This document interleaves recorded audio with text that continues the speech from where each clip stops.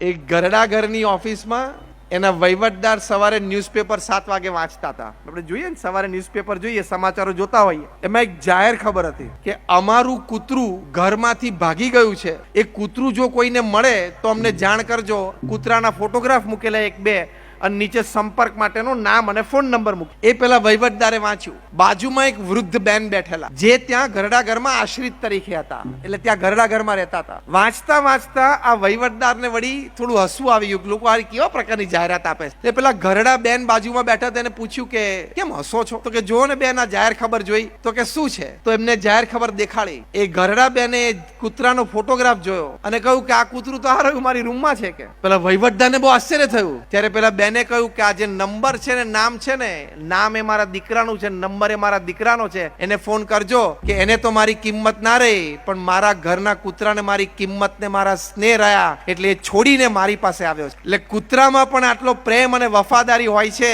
બાકીનું અડધું વાક્ય હવે તમે સમજી જજો. એટલે માતા પિતાની સેવા કરવી. પ્રમુખ સ્વામી મહારાજ ન્યુયોર્કમાં હતા. એક યુવાન સભા પછી વ્યક્તિગત મુલાકાતમાં પ્રમુખ સ્વામી મહારાજ પાસે આવ્યો ને કહ્યું કે મારે મારા મા બાપ સામે કેસ કરવો છે. એ લોકોએ મને યોગ્ય રીતે ઉછેર નથી આપ્યો. પ્રમુખ સ્વામી મહારાજ તો 2-2.5 કલાકની આ સત્સંગ સભા પછી લગભગ 1.5 કલાક તો વ્યક્તિગત મુલાકાત ચાલવાની હતી. વચ્ચે આખી લાઈન ને થંભાવીને એનો હાથ પકડ્યો. સ્વામી કે તું મૂર્ખ છું, તું શું બોલે છે તને ખબર છે? આ પ્રમુખ સ્વામી મહારાજના શબ્દો કે તું મૂર્ખ છું, તું શું બોલે છે ખબર છે? મા બાપ સામે કેસ થતો હોય, મા બાપની તો સેવા કરવાની હોય. તું નાનો હતો ને અજાણ અવસ્થામાં તો, અબુધ અવસ્થામાં હતો, તારા માતા પિતાએ કેટલી તારી માટે તકલીફ વેઠી છે.